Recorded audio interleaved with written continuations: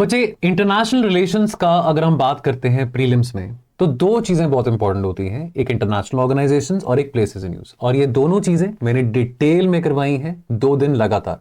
अगर आप भी इन सभी चीजों को अच्छी तरह से एक्वेंट करना चाहते हैं तो प्लीज ज्वाइन करें हमारा रैपिड रिवीजन प्रोग्राम। बहरहाल अभी एक छोटा सा डेमो देखें। Now third, international criminal code. Alright, international criminal code. Now understand one thing, ये कोई यूएन का कोर्ट नहीं है। This is not a United Nation का organ. This is not a United Nation का court. Please understand that thing. इसका UN के साथ डायरेक्ट कोई नाता या लेना देना नहीं है। नाउ आईसीसी को एस्टैब्लिश करा था 1998 में under the treaty called as the Rome statute. इसका हेडक्वार्टर कहां पे है? हेग, नेदरलैंड्स में है। अब आईसीसी क्या करता है? आईसीसी इंडिविजुअल्स को प्रोसिक्यूट करता है। जो इंडिविजुअल्स जेनोसाइड में, वॉर क्राइम्स में या क्राइम्स अगेंस्ट ह्यूमैनिटी में इन्वॉल्व हैं। फॉर एग्जाम्पल कि जैसे आईसीसी ने पुतिन के खिलाफ अरेस्ट वारंट निकाला था, या फॉर एग्जाम्पल आईसीसी ने बेंजामिन नेतन्याहू के खिलाफ, बीवी कहते हैं उसको, बेंजामिन नेतन्याहू को, उसके खिलाफ अरेस्ट वारंट निकाला था। तो यानी कि इनको एक्यूजेशन था that they are involved in the crime against humanity. Bibi को यह कहा था कि आप you're involved in the crime against humanity in Gaza and in West Bank, और रशिया के प्रेसिडेंट पुतिन को इन यूक्रेन। ऑलराइट, नाउ देखो आईसीसी और आईसीजे, डिफरेंस को समझो। आईसीजे डील करता है इंटर कंट्री, यानी कि दो या दो से ज्यादा देशों के बीच में अगर डिस्प्यूट आता है तो आईसीजे है वो वहां पे डील करता है। आईसीसी जो है वो प्रोसिक्यूट करता है इंडिविजुअल्स को, लेकिन जो आईसीजे है वो प्रोसिक्यूट करता है, वो ट्राई करता है इंडिविजुअल्स को। ऑलराइट, एडिशनली जो ऑफेंसेस हैं should be committed either in a country which has ratified the agreement or by an individual of a ratifying country. Tell me one thing, what does ratification mean? Yes, verified and approved, absolutely. कोई treaty है, उसको treaty को पास किया गया है world level पे, अब वो treaty is open for ratification. अब वो ट्रीटी जो है, वो ट्रीटी के जो प्रोविजंस हैं, उसके जो प्रोविजंस हैं, उन प्रोविजंस को आपने इनकॉर्पोरेट करना है अपने डोमेस्टिक लॉ में। और डोमेस्टिक लॉ में जब आप इनकॉर्पोरेट करोगे तो आपको उसको करने के लिए अपने पार्लियामेंट में आपको वो कानून बनाना पड़ेगा, पास करवाना पड़ेगा, तभी जाके आप इस ट्रीटी को रैटिफाई करेंगे। ठीक है, तो रैटिफिकेशन। अब अंडरस्टैंड वन थिंग, एक होता है कि आप किसी ट्रीटी के सिग्नेटरी हो, कि आप किसी ट्रीटी के सिग्नेटरी हो, कि भैया ये ट्रीटी आई थी, आपने वो ट्रीटी को साइन कर दिया कि हाँ यार मैं ट्रीटी को, मेरे को अच्छी लगी ट्रीटी ये वाली, और इसमें जो बातचीत करी गई वो काफी अच्छी लगी, मैं इस ट्रीटी को साइन करता हूं। लेकिन आप साइन करने से मेंबर नहीं बन जाते। आप साइन करने से मेंबर नहीं बन जाते। ऑलराइट, मेंबर बनने के लिए आपको रैटिफिकेशन करना जरूरी है, विच मींस रैटिफिकेशन की बात जब आती है, यानी कि आपको अपने पार्लियामेंट में डोमेस्टिकली एक कानून बनाना पड़ेगा उसके प्रोविजंस को अपहोल्ड करने के लिए। जब तक नहीं करेंगे तो नहीं होंगे। ठीक है, देन अंडरस्टैंड वन थिंग कि कुछ कंट्रीज हैं जो कि आईसीसी की सिग्नेटरी हैं, कुछ हैं जो कि मेंबर्स हैं। इंडिया ना तो सिग्नेटरी था और ना ही इंडिया को कोई दिलचस्पी थी मेंबर बनने की। यह दुनिया का पहला इंटरनेशनल क्रिमिनल कोर्ट है, परमानेंट इंटरनेशनल क्रिमिनल कोर्ट है, और यह जुरिस्डिक्शन प्रैक्टिस करता है not only in the cases कि भाई कोई कंट्री मेरे स्टैचू का मेंबर है कि नहीं है, but also in those cases जो कि इसको यूएनएससी रेफर करता है। और अभी 123 नहीं 125 कंट्रीज हैं। आपको रीसेंट जो डेटा है वो आगे जाके आपको मैं बताऊंगा, इसी स्लाइड में थोड़ा सा 2 मिनट का टाइम दीजिए। Russia, India, USA, China, they have abstained from the membership. अगर आप देखें यहां पे तो रशिया और अमेरिका ने साइन जरूर किया था, रशिया और अमेरिका ने साइन जरूर किया था इस स्टैचू को, लेकिन रैटिफाई नहीं करा।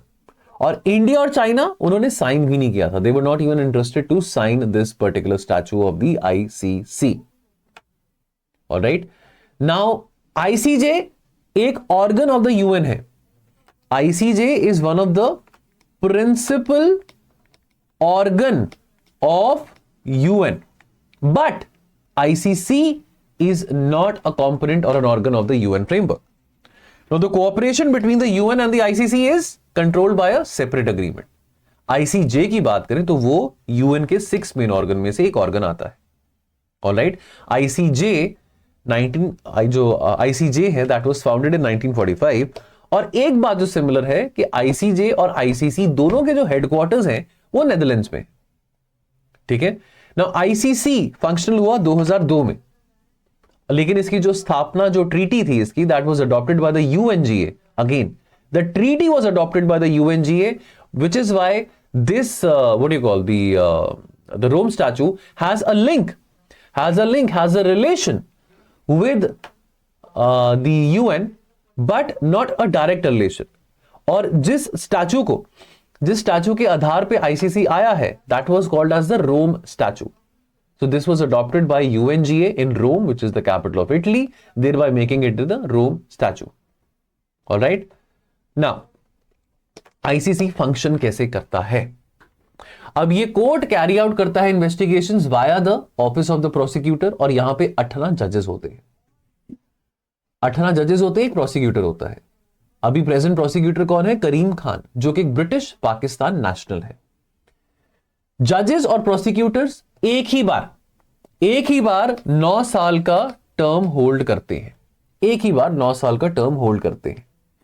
ये जो जजेस और प्रोसिक्यूटर्स हैं वो एक तरफ हो गए। अब यहां पे आईसीसी में 3 तरह के बेंचेस हैं, प्री ट्रायल, ट्रायल और एपेलेट। 3 तरह के बेंचेस आ गए। अब जो प्रोसिक्यूटर है वो जो प्रिलिमिनरी एग्जामिनेशन करेगा किसी भी मैटर में, वो एग्जामिनेशन करने से पहले वो परमिशन लेगा किससे? जो प्री ट्रायल बेंच है, जो प्री ट्रायल बेंच पे जजेस बैठे हैं कि भैया देखो मैं एक इन्वेस्टिगेशन ओपन अप करना चाहता हूं, which also means कि प्रोसिक्यूटर जो है आईसीसी का, जो प्रोसिक्यूटर है आईसीसी का, वो अपने आप भी अपने डिस्क्रिशन से कोई मैटर को उठा सकता है, और उस मैटर को उठा के अगर वो इन्वेस्टिगेट करना चाहता है तो उसको पहले परमिशन लेनी पड़ेगी प्री ट्रायल जज से। तो एज ऑफ मार्च 2025 प्रोसिक्यूटर कौन है? करीम अहमद खान। ठीक है, ये 2021 से यहां के प्रोसिक्यूटर बने हुए हैं। अब इन्होंने क्या क्या किया है अपने प्रेजेंट टेन्योर में? इन्होंने अरेस्ट वारंट निकाले हैं, चाहे वो पुतिन हो, चाहे वो इजराइल के प्राइम मिनिस्टर हो। देन इनको सैंक्शन भी फेस किया गया है अमेरिका के द्वारा। अब डोनाल्ड ट्रंप की तो आदत है, भैया मेरी बात नहीं मानोगे, ले सैंक्शन, ले टैरिफ, वो किसी की नहीं सुनता। तो डोनाल्ड ट्रंप ने फरवरी 2025 में सैंक्शन लगा दिए थे किसके ऊपर? प्रोसिक्यूटर ऑफ द आईसीसी के ऊपर। ट्रैवल सैंक्शंस भी लगा दिए थे कि भैया तू अमेरिका नहीं आ सकता है। ऑलराइट, और क्योंकि आईसीसी ने जहां पे बेंजामिन नेतन्याहू के खिलाफ अरेस्ट वारंट निकाला, वहां पे आईसीसी ने कुछ अमेरिकन सिटीजन्स के खिलाफ भी इन्वेस्टिगेशंस ओपन अप करी थी कि वो इजराइल को सपोर्ट कर रहे हैं। और इस संबंध में डोनाल्ड ट्रंप ने कहा कि भैया हम आपके ऊपर सैंक्शन लगा रहे हैं। आपकी इतनी हिम्मत कैसी हुई कि आप अमेरिका को क्वेश्चन करो? How does the prosecutor open the investigation? 3 circumstances है, 3 सिनेरियोस है। जब एक केस रेफर करा जाएगा एक मेंबर कंट्री के द्वारा, जब एक केस रेफर करा जाएगा एक मेंबर कंट्री के द्वारा, ऑलराइट, कि भाई मेरे देश में कोई जेनोसाइड हो रहा है, कोई क्राइम अगेंस्ट ह्यूमैनिटी हो रहा है, तो मैं आपका मेंबर हूं आईसीसी का और मैं आपको कह रहा हूं कि आप इन्वेस्टिगेशन ओपन अप करो। या जब केस रेफर करा जाएगा by the UN security council, या जब प्रोसिक्यूटर अपने आप अपनी डिस्क्रिशन का इस्तेमाल करते हुए कोई भी केस उठाना चाहे। अब जब प्रोसिक्यूटर कोई केस उठा रहा है, जैसे कि यूक्रेन के मुद्दे में करीम खान ने केस उठाया, तो यह बता दूं यूक्रेन तब आईसीसी का मेंबर नहीं था, यूक्रेन अब आईसीसी का मेंबर बना है। लेकिन 2022 में जब यह मुद्दा उठाया था करीम खान ने तब यूक्रेन मेंबर नहीं था। सो प्रोसिक्यूटर जब कोई केस उठाता है इन्वेस्टिगेशन के लिए, तो वो ये नहीं देखता कि जिस देश का वो केस उठा रहा है कि क्या वो मेंबर है या नहीं है, उस बात का फर्क नहीं पड़ता, उसकी डिस्क्रिशन है। लेकिन जब वो केस उठा रहा है किसी नॉन मेंबर कंट्री का भी या किसी मेंबर कंट्री का भी, दोनों ही सिनेरियोज में वो जो प्रिलिमिनरी एग्जामिनेशन करता है उसके बाद वो परमिशन सीक करता है प्री ट्रायल जज से। क्या नॉन मेंबर्स को प्रोसिक्यूट किया जा सकता है? अगर तो क्राइम्स को परपेट्रेट किया गया था bye non members in a member state, यानी कि मान लो कि मैं एक इंडियन सिटीजन हूं और मैं इंडियन सिटीजन और India is not a member of the ICC, लेकिन मान लो कि मेरा मन करा कि मैं किसी कंट्री में जाके वहां पे लोगों को अंधाधुंध मारता रहूं, उनके खिलाफ जेनोसाइड करूं, किसी टारगेटेड कम्युनिटी को मैं किल करूं, तब मैं एक सिटीजन हूं, इंडिविजुअल सिटीजन, जो कि एक ऐसी कंट्री से हूं जो मेंबर नहीं है आईसीसी का, लेकिन लेट्स से कि मैं एक ऐसी कंट्री में जाके लोगों को मार रहा हूं या क्राइम कर रहा हूं अगेंस्ट ह्यूमैनिटी जो देश ऑलरेडी मेंबर है आईसीसी का, तो इस केस में आईसीसी प्रोसिक्यूट कर सकती है नॉन मेंबर स्टेट्स को। अगर नॉन मेंबर्स एक्सेप्ट करते हैं कोर्ट की जुरिस्डिक्शन को, जो कि कभी होता ही नहीं है, अगर नॉन मेंबर एक्सेप्ट करता है आईसीसी की जुरिस्डिक्शन को, तो भी भैया नॉन मेंबर्स को प्रोसिक्यूट कर दिया फिर, या अगेन जब सिक्योरिटी काउंसिल ऑथराइज करे। तो जब सिक्योरिटी काउंसिल रेफर कर रहा है कोई केस टू द आईसीसी, तो सिक्योरिटी काउंसिल जो 5 परमानेंट मेंबर्स हैं, वो अपनी सिक्योरिटी काउंसिल की पावर्स को यूज करके किसी भी देश का रेफरेंस दे सकते हैं टू द आईसीसी, चाहे वो मेंबर हो या ना हो। Criticism of the ICC. अब आईसीसी को क्रिटिसाइज किया जाता है कि भाई ये पेपर टाइगर है, no teeth, it can just bark but not bite. So far इतने सालों में, 25-26 सालों में भी आपने केवल 10 लोगों को ही कन्विक्ट करा है। क्या आप अमेरिका को कन्विक्ट कर पाए हो? अमेरिका ने कहां कहां तबाही नहीं करी है दुनिया में। अभी की बात नहीं कर रहा हूं, ट्रंप की, पहले की बात कर रहा हूं। अफगानिस्तान, इराक, लिबिया, सीरिया, क्या अमेरिका ने इतनी तबाही करी? अफगानिस्तान में अमेरिका ने क्या किया? 20 साल 21 साल वहां पे बैठ के क्या कुछ आप कर पाए? अफगानिस्तान तो चलो एक मेंबर था आईसीसी का, लेकिन आप क्या कर पाए? कुछ कर पाए? अफ्रीकन देशों में, अफ्रीका में कितना ज्यादा जेनोसाइड हो रहा है, ट्राइबल वायलेंस हो रहा है, सहेल रीजन में क्या कुछ हो रहा है। इनफैक्ट अफ्रीकन यूनियन ने 2016 में यह भी कहा था, ये प्रपोजल केन्या के द्वारा आगे आया था कि अगर हम मास विड्रॉ करें from the Rome statute, because बहुत सारे अफ्रीकन देश आईसीसी के मेंबर्स हैं, और इसकी फंडिंग कहां से आ रही है आईसीसी की? From the member countries. ये न्यूज में क्यों था आईसीसी 2025 में? तो arrest of the former Philippine president Rodrigo Duterte, March 11 2025 को फॉर्मर फिलिपाइन प्रेसिडेंट ड्यूटर्टे को अरेस्ट किया गया था at the airport of Philippines, मैनिला, जो उसकी राजधानी है, because he was returning from Hong Kong. Apparently क्यों करा गया था?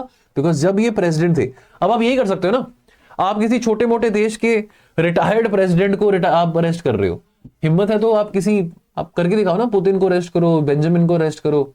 चलो बेंजामिन ईरान में क्या कर रहा है वो बात छोड़ो, लेकिन उसने जो गाजा में किया, आप उसको अरेस्ट करके दिखाओ। आप ऐसे छोटे मोटे देश के, वो भी रिटायर्ड प्रेसिडेंट को अरेस्ट कर रहे हो, ठीक है? क्यों? बिकॉज उसने 2016 से 2022 के बीच में जब वो प्रेसिडेंट था, तो उसने जो एंटी ड्रग कैंपेन चलाया था, उस कैंपेन में काफी एक्स्ट्रा जुडिशियल किलिंग्स हुई थी। तो मैं कहता हूं कि एक्स्ट्रा जुडिशियल किलिंग क्या सिर्फ फिलीपाइंस में हो रही है और कहीं नहीं हो रही है? इंडिया में भी बड़ी हो रही है, हर जगह हो रही है extra judicial killing. So therefore ये इसको अरेस्ट किया था फिलीपाइंस के फॉर्मर प्रेसिडेंट को।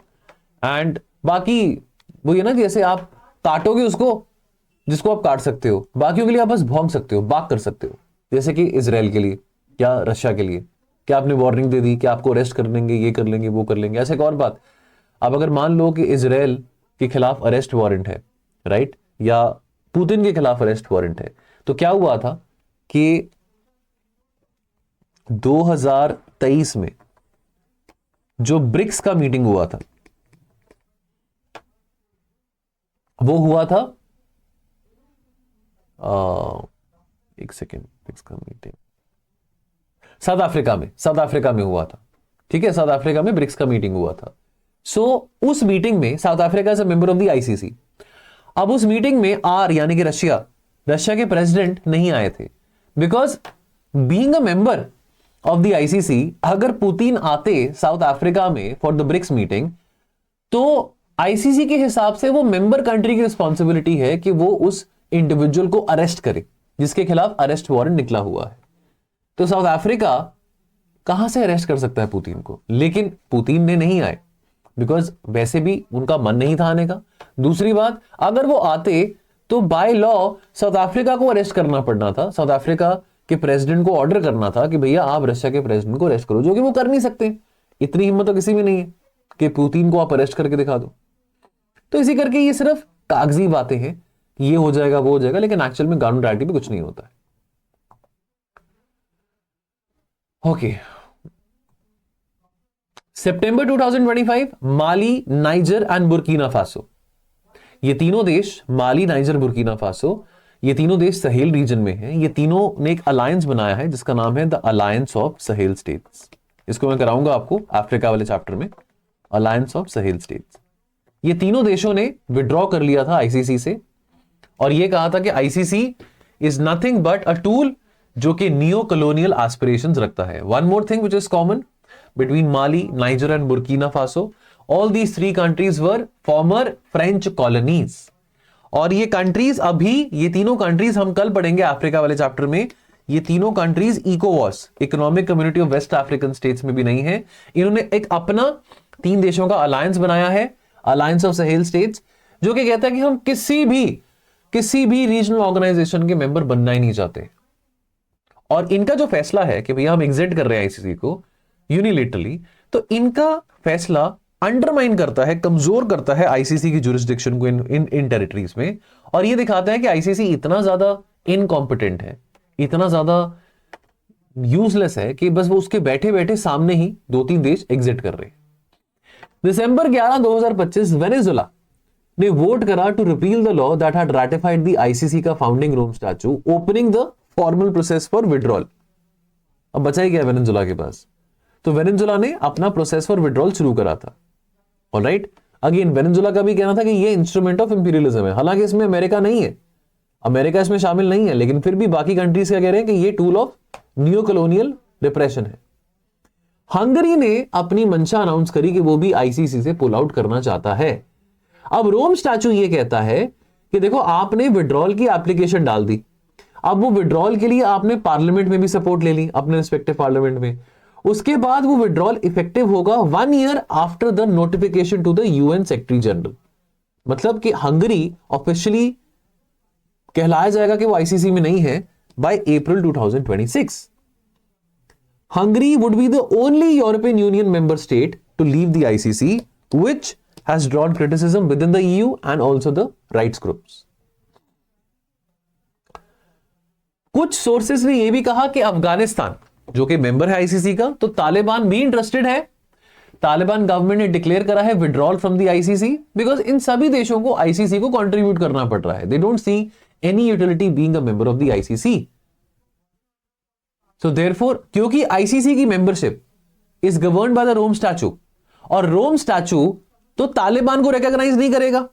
अगर अफगानिस्तान आईसीसी का मेंबर था तो वो अफगानिस्तान की सिविलियन गवर्नमेंट थी जब वो आईसीसी के मेंबर बने थे। अब तालिबान को तो कोई इंटरनेशनल रिकॉग्निशन नहीं दिया है, तो अगर Taliban being the representative of Afghanistan वो ये कहता है कि भाई मैं आईसीसी को छोड़ रहा हूं, तो इस मूव को लीगली डिस्प्यूट किया जा सकता है इंटरनेशनली।